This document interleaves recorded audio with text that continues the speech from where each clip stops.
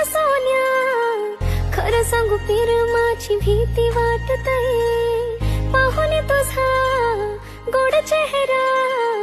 कधी प्रेम तुझं हवंस वाटतंय. तुझी दौलत नको सुखी मला ठेवशील का, मला जपून त्या फुलावानी ठेवशील का, जाऊन मागेल तुला मी त्या देवा घरी, माझा संसार तो सुखामध्ये ठेवशील